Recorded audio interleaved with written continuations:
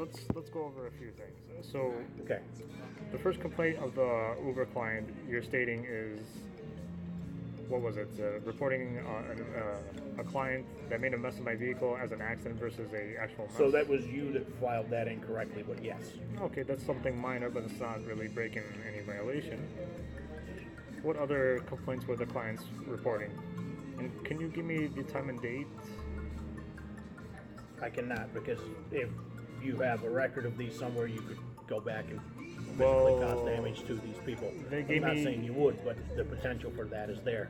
So we can't give out information relating to these incidents. Well, Supervisor Anna gave me information about a client, Elena, who is. She I gave can't me. speak for what she did. I can only say for the guidelines that I'm supposed to give you.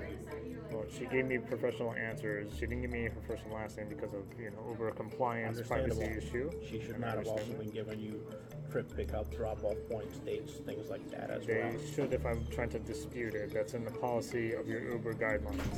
And I can pull that up for you if you like. And it is within my right to know the time and date of the client making a complaint that is complete hearsay and false.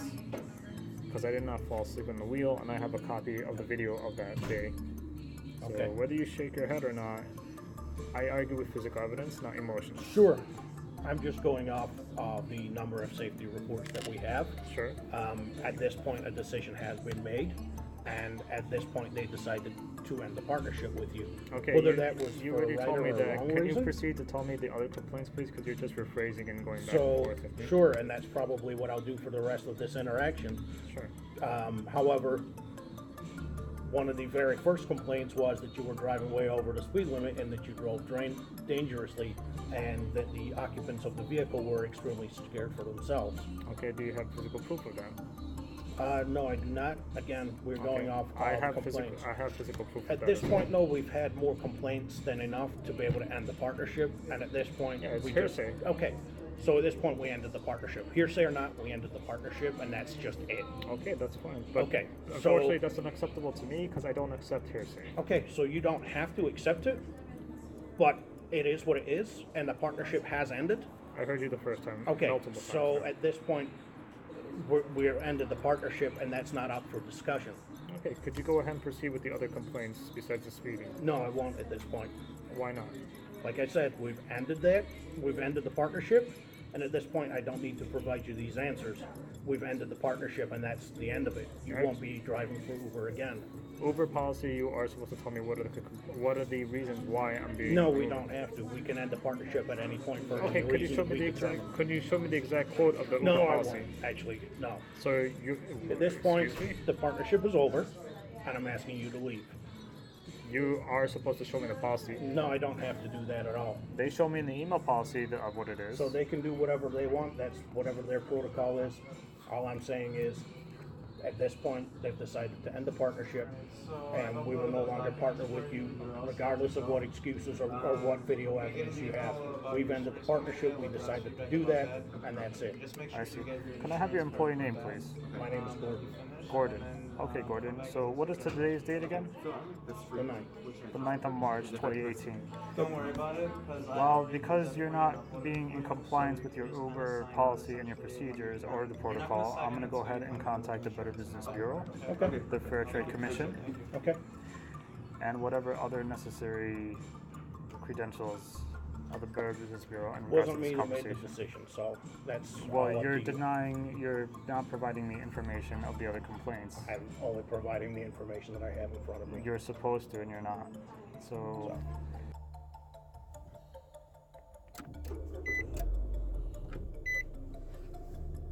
what's up, YouTubers? How you folks doing? I'm here today to discuss about the fascination of deactivation with Uber. This has become such an epidemic and controversial issue that has been floating about not only with Uber, but also with Lyft. I'm sure many of you hardworking fellow drivers out there who, let's say, are married on their own, being a college student, living up on ramen, or even having a child or one or two and just trying to do best and survive out there. However, we consider this job as a temporary thing. We consider this job as a side gig. But for most people, we're compassionate about this job. We do this job because we have the necessity of paying our utilities, having the necessary funds for all their personal needs, or just being a financial instability sort of person of our daily lives prior to getting people from point A to point B. Today, I'm here to discuss with you about deactivation, a phenomenon that's been pretty much going around from driver to driver. Whether you could be an astounding driver of, let's say, just an A-plus driver with no driving records, no criminal history, and no accidents. Despite the amazing status of your driving skills or the amazing status of your driving record, we will come across precious snowflakes who are completely hypersensitive, who are a complete entitlement to their ride services, to think that they deserve the highest possible expectations when ultimately riders in general simply pay just to get from point A to point B safely. Isn't that what the whole service is all about? I personally think not. I speak today shortly to keep it as short as possible that we are dealing with a gigantic epidemic that's just been going around not only here in the United States but also all other cities as well, and even overseas. There was a time where people were going into Uber, and I cannot speak for Lyft, but I will say that has been people who jumped the boat of becoming a driver when they didn't even have a driver's license. There has been indication of people joining Uber and Lyft with little to no background check. Now it's being regulated to the point where they're doing criminal background checks so that they don't hire the wrong type of shady character of a driver.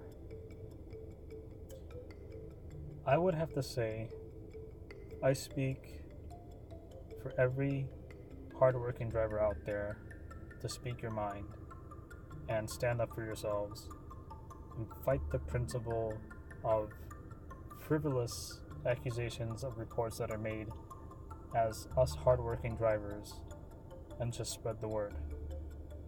I have come to the conclusion that the ultimate decision is that there are many drivers as there are riders. I myself ride with Uber and Lyft, unfortunately, and I drive, or I should say used to drive for Uber and Lyft until the infamous 3-strike rule has caught up with me, and I'm sure with other people as well. That could be range anywhere. Be via, oh, this person has been speeding. Oh, this person has been driving insanely unsafe. Oh, this person is braking harshly. And despite all of these indication and accusation that we come across dealing with, whether if it's myself or with other people, this has become such a common trend. A trend where hearsay is favored when there's no actual physical proof. Now, bear in mind, taxi companies have now been equipped with security cameras that they provide for their drivers, simply because, ultimately, safety concerns. Safety concerns of whether if the driver is behaving as the driver should be, and the riders are behaving like they should be as well, and there's no illegal conduct or misconduct or misdemeanor is present. After all, isn't ultimately what this is all about getting from one person to another to live the life of the adventurous ways of driving? When I became an Uber driver and Lyft driver, I have never connected to one another so amazingly well here in the city of Chicago and even outside the city of Chicago. I've learned amazing stories from these people. I became something that is truly an astounding, passionate, adventurous person that discovered the city more than I know about it, even though that I'm born here. The greatest thing I've discovered as a driver is the wholesome plethora of different restaurants and places I've made pit stops to discovering these different types of rich, diverse, culture-verse food that I missed out on. Whether it be ramen, whether it be sushi, whether it be Italian, or whether it be German, or whether it be Mexican food, or even Asian food. It is the greatest astounding feeling of going one place to another that you feel foreign to, but yet very welcoming. Sure, there might be some places that are unwelcoming, but the fact is, you're part of a little adventure that you're on, driving about, going about your day, getting people from point A to point B safely, at the same time discovering these amazing food places. But that's not what this is all about. I got a little bit passionate there, so I do apologize. Hell, there's been times where I've taken people to the wedding, to their job interview, to their, just amazing places that they give me little insights on, even when I don't even ask about it. I have a conversation with them because I treat these people more than just a client or a customer. I treat these folks like a friend, like a neighbor to neighbor. And what's truly outstanding is I've helped these people, not just from by driving, but also in higher means of customer service. And believe me, this isn't my only occupation, just so everyone has a state of mind and peace of mind that this is ultimately meant as a side gig job. But most importantly, is aiding people when they need help, such as, for example, I've helped elderly people where they can't just load their luggage or groceries. And when I do help them with the luggage or groceries, I do it at the kindness of my heart. And these people offer me tips, and typically I decline those tips. Is the money truly worth it at times? Yeah, maybe for utilities, but that's just really about it. But ultimately, as independent contractor via Lyft or Uber, they're already paying me since I'm dropping these folks off from A, B, C, D places. I still don't take the tips from them. I tell them, you know what? I don't want the tips. I do it because you were struggling, and I just want to help you. And that's what ultimately Uber and Lyft is about. It's not just taking these people from point A to point B, but it's also helping people that are in need, where they are stranded, bad weather, or intoxicated from their personal entertainment places they've been in. And yet here we are, we come across with toxic human beings who take personal attack on our driving reputation when they are non-existent. They're not physically presented other than hearsay and frivolous accusatory claims that are non-existent. And astoundingly, I go to a green light hub to try to modestly, informally discuss with the agent, and we should call him Gordon, because that is the person's name is Gordon. Pretty much spoke to me in the most robotic and scriptive pattern I've ever seen in my entire life. Even customer service from 1-800 numbers that I've spoken to, I will not mention, have been very... It's like speaking to a bunch of Muppets, honestly. And honestly enough, even when I tried to present it, quotations from the policy of community, guideline communities of Uber, this guy couldn't even provide me any substantial evidence or other said violations that this person has presented to me, but rather instead just continue to reiterate, rephrase, paraphrase that I am no longer in partnership with Uber. So-called partnership with Uber. And honestly, I do want to go above and beyond to make this well known and shared, and pretty much have everybody band together and just wake up and just band together and fight the principle of hearsay. Fight your occupation. Yes, nothing is long-term forever. Yes, nothing is forever.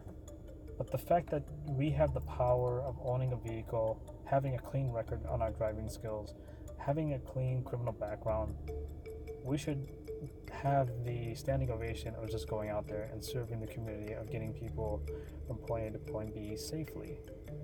That is ultimately what is this all about. And yet here I am, reminiscing and reflecting on the loss of my own personal peace of mind and respect of something I love doing and enjoying on the side, and just getting a slap on the face out of the blue by a certain individual. And to share it personally, what really put the nail in the coffin in my occupation with Uber is someone accused me of falling asleep while being behind the wheel. How about that, people? How about that? What comes to mind is, sure, this guy fell asleep on the wheel. We should take this incredibly seriously. However, when a certain individual has a video recording, or a dash cam in this case, presented to the company, this person should be undoubtedly be blacklisted or banned from Uber riding, and never again request rides from Uber if this person wants to go above and beyond and make hearsay accusatory claims. And that's what I ultimately did.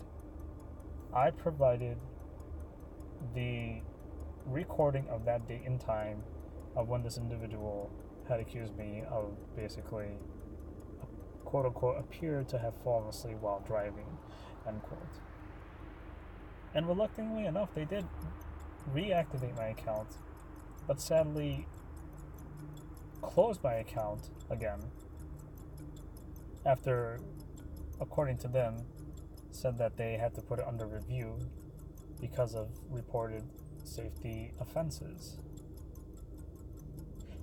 Every time that I log in, or technically I should say, every time that I go online, put myself to work, and at the end of the day, or the next day, they show me on my progress of my driving habits. Even my dash cam has a built-in sensor that monitors my braking habits, my accelerating habits, my turning habits, and just in general, my behavior pattern of driving. Even Uber gives you a daily report of your braking and speeding habits. They tell me, good job. Great job on acceleration. Great job on braking. And 9 out of 10, which is the approximate score that I consistently get, is practically A minus to near A plus. So at the end of the day, I perform to the best of my capabilities as an Uber driver and Lyft driver. But at the end of the day, I shouldn't have to sit here, be physically and mentally punished by a client who decides to go above and beyond to punish somebody just because A, I don't have a charger for them that is compliant to their phone carrier, or B, they're not picked up in a certain particular way when a policeman is behind me telling me to move, that I am parked illegally picking up somebody, and I comply with the law. Now, the law is compliant first before the rider. I'm sorry, this is how I feel, because ultimately it's the right thing to do. Or my personal favorite would be C.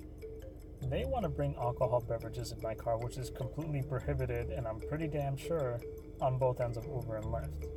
But nonetheless, without to my knowledge, this particular rider, which I will name C, and not the actual name of this person, brought alcohol beverages in the vehicle, made a mess.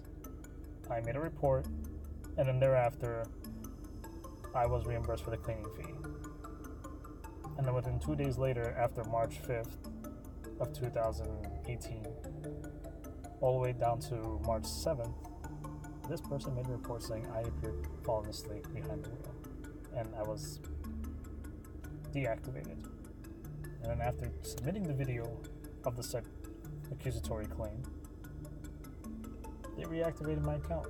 And then 2 days later, I got deactivated. Or no, let me correct myself. I got deactivated within the 6-hour limit, the time from when I was reactivated and then deactivated thereafter. That is the correction I was trying to say there. Sadly and ultimately, this is really the society we live in, where we could just make accusatory claims and just side with the person, rather than doing a proper investigation. I mean, ultimately, in the community guidelines, policy even says that they take investigation very seriously. They have an appeal process, and they look at both So, there's two sides to every story on both rider and driver. So ultimately, they choose to go by the majority of hearsay claims rather than physical evidence. I've been accused of the following as I'm flipping through some of these old emails. We have driver is texting while driving. That is not true. My vehicle is equipped with a mount where I can place my phone. It's magnetically connect. It is a very neat accessory item called Steely Ball, where the magnet is placed behind the back of the phone and the ball magnet is placed on the dashboard of anywhere you want to place it and sticks there. So that is a false claim. The other claim that is superly well known, common to most complaints that people place on drivers is driver has been overly speeding. And if that's the case, I'm sure Uber and Lyft can monitor that based on tracking my GPS speed, if that were the case. More or less, I would have been pulled over for that, or at least face jail time, or even license suspension. But none of these things happen. Rather, instead, they're just going by the claim of the rider. And of course, as you already know, third and final strike appeared to have fallen asleep behind the wheel, which is completely convoluted and ridiculous. So with that being said, I appreciate the time that you guys listen to my video, my personal rant, my personal venting, but I feel ultimately that is going to be appropriately. Basically, the best way to move forward is I want to host a petition org of sorts and make a petition against Uber and Lyft to have drivers be reinstated back to our occupation for these said hearsay claims. And the other thing that should be put in the petition that I plan to implement is that there should be some sort of proper investigation of us drivers having the standing ovation of presenting evidence of these said hearsay claims. My camera records front to back. It records the road, it records the people inside the vehicle, and it has a special sensor inside the camera itself that records my driving behavior or habits, which should be more than enough. That should suffice for a rebuttal or even defending ourselves as us drivers. So with that being said, the petition should focus on having drivers either bring in their own recording equipment for obviously convenience and protection and what have you, so that none of this stuff can happen, or the company themselves should provide the security cameras of their own that us drivers can equip to the vehicle, so that both sides have a peace of mind where they can actually review and see actual evidence of these said claims. I appreciate you folks for hearing me out and watching this video. I sincerely hope you guys can try to share this around, get the word out. It's not a matter of money. It's not a matter of basically who's right or wrong. It's a matter of principle. And, somewhere down the line between right and wrong, there has to be a foundation of proper order to be placed between the two. So the right would be standing out than the wrong being more presentable and taking more power over the right. So instead, now we're dealing with more with the wrong than the right. And it's becoming such a trend that there's actually a gentleman out there with a man of 2 kids has also been accused with falling asleep behind the wheel as well himself, and power to him that he's trying to sue Uber. I, of course, would more than likely would be interested in something like that, but of course it wouldn't make any difference bringing a small little dog versus a pack of large dogs with a said major corp such as Uber. With that being said, I wish you all and bid you all a good day, and hopefully you folks don't have to come across with the same scenario as us drivers have. It's a pity, and it's honestly a shame, but this is the type of issue that we face today.